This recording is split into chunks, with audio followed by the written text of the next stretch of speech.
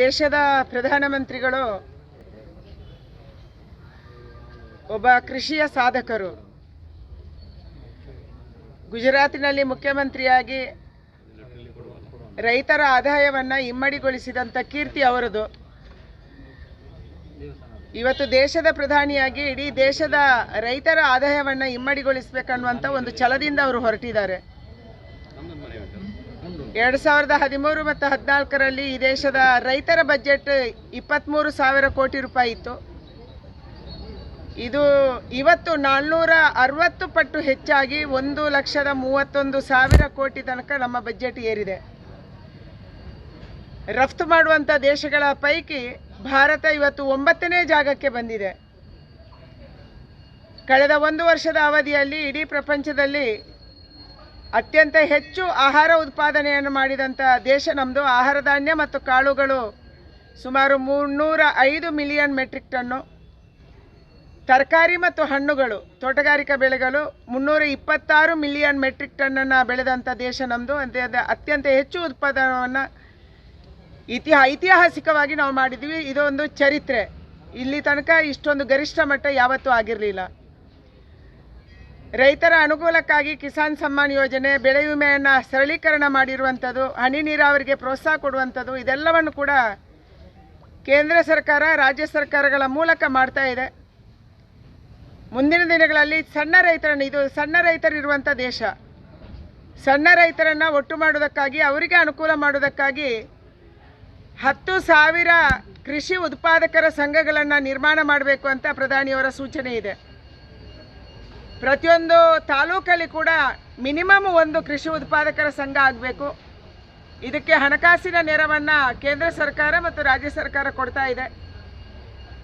ಕೃಷಿ ಮೂಲಭೂತ ಸೌಕರ್ಯಕ್ಕೆ ಬಜೆಟನ್ನು ಹೊರತುಪಡಿಸಿ 1,00,000 ಕೋಟಿ ರೂಪಾಯಿಗಳನ್ನು ಕೇಂದ್ರ ಸರ್ಕಾರ ಇಟ್ಟಿದೆ.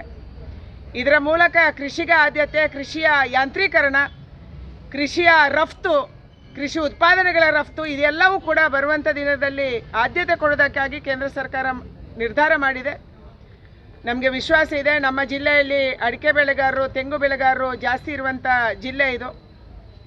ಅಡಿಕೆ ಬೆಳೆಗಾರದ್ದು ಅವರದೇ ಆದಂಥ ಸಮಸ್ಯೆ ಇದೆ. ಇವತ್ತು ರಫ್ತನ್ನು ನಿಷೇಧ ಮಾಡಿದ ಕಾರಣಕ್ಕಾಗಿ ನಮಗೆ ಒಳ್ಳೆಯ ರೇಟ್ ಬರ್ತಾ ಇದೆ.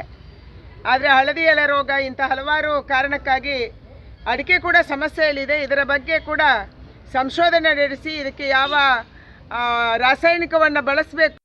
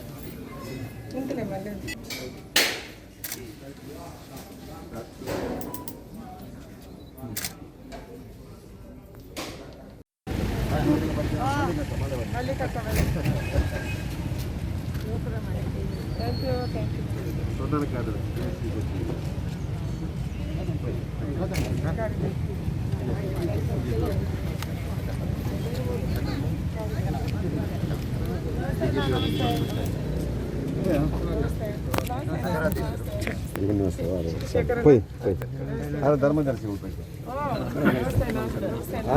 ರಾಮದಾಸ್ ಗೌಡ್ರು ರಿಟೈರ್ಡ್ SP मेरे काम करते हैं कैंप का डी जमा ಐತಪ್ ನಾಯ್ಕರು ರಾಷ್ಟ್ರಪತಿ ಪುರಸ್ಕೃತ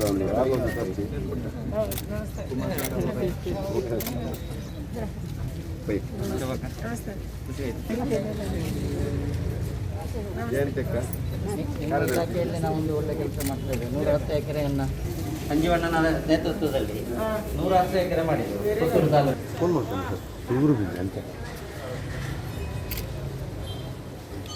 ಹಾಗೆ ಅದನ್ನು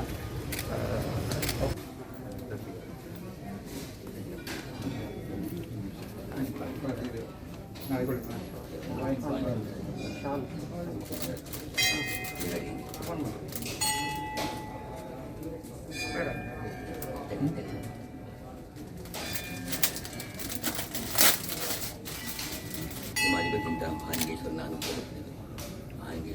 ಅನುಗ್ರಹದಲ್ಲಿ ಭಾರತ ದೇಶದ ಕೇಂದ್ರ ಸರ್ಕಾರದ ಕೃಷಿ ಇಲಾಖೆಯ ರಾಜ್ಯ ಸಚಿವ ನೀವು ಅಧಿಕಾರ ವಹಿಸಿಕೊಂಡು ಇಲಾಖೆ ಸಂಬಂಧವಾಗಿ ಈ ದೇಶದಲ್ಲಿ ಆ ಕೃಷಿಯತ್ತ ಗಮನ ಹರಿಸಿ ಅಭಿವೃದ್ಧಿಗೊಳಿಸುವಂತಹ ಆ ಶಕ್ತಿ ಚೈತನ್ಯವು ಭಾಗ್ಯಗಳನ್ನು ನಮಗೆ ಸದಾ ಮಹತ್ವವನ್ನು ಅನುಗ್ರಹಿಸಿ ಆ ಮೂಲಕ ಎಲ್ಲ ಜನರ ಪ್ರೀತಿಗೆ ಪಾತ್ರರಾಗಿ ಎಲ್ಲ ಜನರ ಸಹಕಾರ ಪ್ರೋತ್ಸಾಹದೊಂದಿಗೆ ಅಭಿವೃದ್ಧಿ ಮಾಡಿಸುವಂತಹ ಕೆಲಸ ಮಾಡಿಸುವಂತಹ ಯೋಗಭಾಗ್ಯಗಳನ್ನು ಅನುಗ್ರಹಿಸಿ ಹಾಗೆ ಆಯುಷ್ಯ ಆರೋಗ್ಯ ಸಲ್ಲಿಸಿ ಸನ್ನಿಧಿಯಲ್ಲಿ ಭಕ್ತಿಸುತ್ತ ಪ್ರಾರ್ಥನೆ ಶಿವಂ ಶಿವಕರಂ ಶಾಂತಂ ಶಿವಾತ್ಮಾನಂ ಶಿವೋತ್ತಮಂ ಶಿವಮಾರ್ಗಪ್ರಣೇತಾರಂ ಪ್ರಣತೋಸ್ಮಿ ಸದಾಶಿವಂ